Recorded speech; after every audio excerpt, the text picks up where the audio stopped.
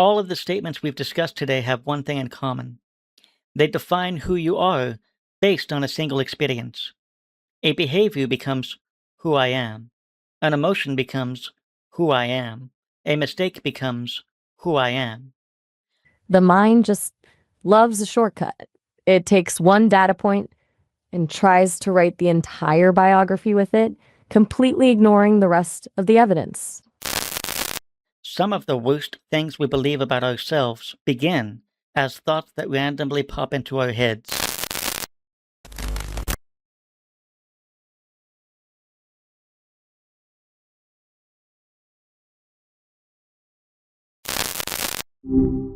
Hey there. Some of the worst things we believe about ourselves begin as thoughts that randomly pop into our heads. Things like, I'm an idiot. I'm socially awkward. I'm a failure. I'll never change. But statements like these are rarely an accurate description of who we are. They take a single behavior, emotion, mistake, or recurring pattern and turn it into a conclusion about our identity. In this video, we'll examine 10 things you should stop saying to yourself because they're not helping you change or improve. They're just making you feel like shit. I love the direction this is taking. It's such a powerful way to frame it, that these truths are actually just lazy conclusions the mind jumped to. I'm ready when you are. Lay them on me. The first is, I'm lazy. This turns a behavior into an identity. Maybe you're procrastinating because you're exhausted, discouraged, or avoiding something. But none of those automatically mean you're lazy in general. Exactly. It's the difference between I'm acting lazy and I am lazy. One is a temporary state you can actually solve. The other is a life sentence. A better way to phrase it might be, for some reason, I'm avoiding this task. In this example, you're identifying a specific behavior rather than a permanent character trait. Specific behaviors can be investigated and changed. Global identities cannot. That's the trap, isn't it? Once you label yourself lazy, you stop looking for the cause and just start accepting the verdict. It kills any motivation to actually fix the root of the problem because you've convinced yourself it's just who you are. Which one comes next? The next thing you should stop telling yourself is, I'm socially awkward. This takes an uncomfortable social experience and treats it as a permanent trait. Right. It turns a moment of friction into a personality trait. It's like one bad party or a few minutes of silence in a conversation suddenly becomes the definitive evidence that you're just not good with people. It's so easy to let that one feeling of awkwardness overwrite all the times you actually connected with someone. A more precise observation might be, I become self-conscious in unfamiliar social situations, and that sometimes makes it difficult for me to communicate naturally. Here, you're identifying the specific situation in which the problem occurs, along with the process that may be contributing to it. Those are actionable factors that you can investigate and potentially change. Exactly. It moves the problem from a broken part of your soul to a specific process in your head. Once it's a process, you can actually work with it. It's the difference between saying, I'm a bad driver and I struggle with parallel parking. One is a crisis, the other is just a skill to practice. The third thing you should stop telling yourself is, I'm too sensitive. This converts an emotional response into a criticism of the self. And usually it's a label given to us by someone else who didn't know how to handle our reaction. It's such a sneaky way of shifting the blame. Instead of acknowledging that a situation was actually hurtful or intense, it just frames the person feeling it as too much or wrong for having the response. It turns a capacity for feeling into a flaw. Instead of making such a global statement, you might want to ask, what affected me, and why did it affect me so strongly? In this case, you're identifying the specific experience that triggered the reaction, rather than criticizing your capacity to feel. Those are factors you can investigate and potentially change. Exactly. It turns the focus away from a perceived defect and puts it back on the actual trigger. It's like the difference between saying I'm broken and this specific thing hurts. One leaves you stuck, the other gives you a map to figure out why. What's the fourth one? I'm an idiot. This turns one mistake, misunderstanding, or lapse in judgment into a fixed character trait. That's the ultimate shortcut, isn't it? The mind just loves to take one clumsy moment or a missed detail and use it to summarize your entire intelligence. It's such a lazy conclusion, like deciding a whole book is garbage because you found one typo on page 10. A more accurate way to describe it might be I made a mistake, and I want to understand what led to it. You're identifying a specific event instead of assigning yourself a permanent identity. Specific mistakes can be investigated, understood, and learned from. Precisely. It transforms the moment from a shameful label into a data point. Instead of spending all your energy feeling like a failure, you're actually using that energy to get smarter. What's number 5? The fifth thing you should stop telling yourself is I always mess things up. The word always erases every exception and exaggerates the pattern. The always trap is the worst. It's such a powerful word because it tricks the brain into ignoring every single win you've ever had. It creates this fake history where you've never actually succeeded, even when the evidence is right in front of you. It's basically the mind's way of editing out the good parts of your life to fit a narrative of failure. A more specific observation might be I seem to struggle with this type of situation, and I'd like to understand why. In this case, you're identifying where the problem tends to occur rather than concluding that failure defines everything you do. Specific patterns can be investigated and changed. Turns a mountain into a manageable hill. Instead of feeling like you're fundamentally flawed, you're just looking at a specific glitch in the system that needs a tweak. What's the sixth one? Nobody respects me.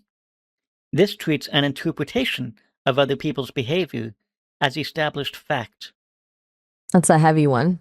It's the ultimate projection, right? You're taking a feeling of insecurity or a couple of awkward interactions and deciding that the entire world has reached a consensus about your value. It's like the mind is playing a game of telephone with reality and coming up with the worst possible version of the story. Instead of believing that thought that your mind generated, you might want to ask yourself, what evidence do I have that this is true? In this example, you're separating your interpretation from the available evidence. That allows you to investigate whether your conclusion is justified. Exactly.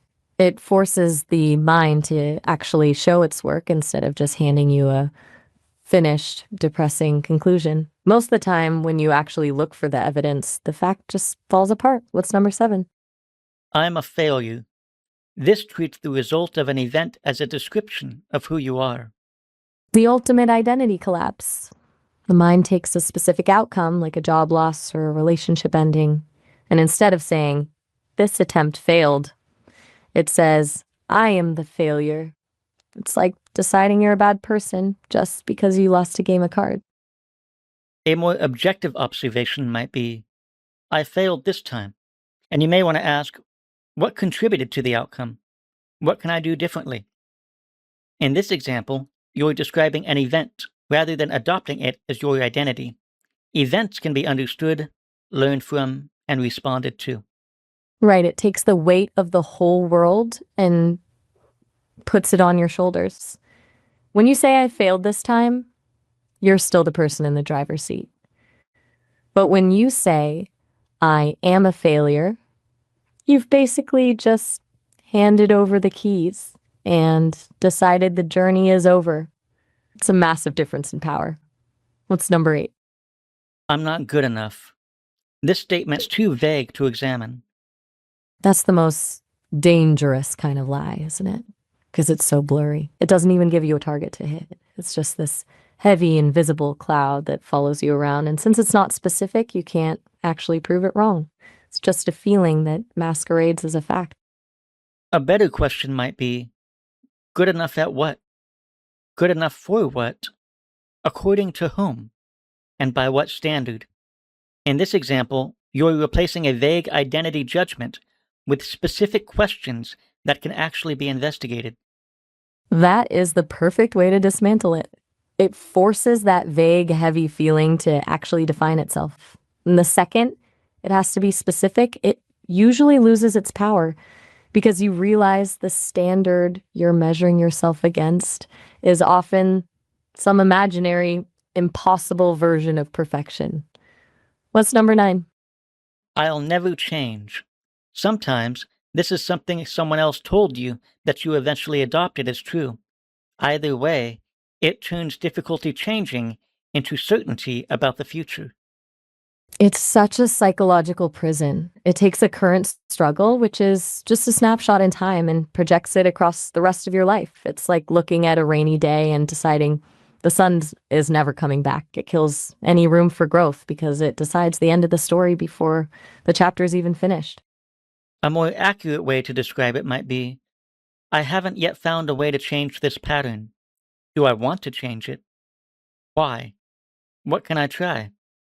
In this example, you're distinguishing your current state from a permanent prediction about your future. Current difficulties can be investigated and new approaches can be tried. Exactly. It replaces a dead end with a question. And questions are where the growth actually happens. We've hit 9. What's the final one on the list? The last thing you should stop telling yourself is, this is just who I am. This is the most complete form of identification.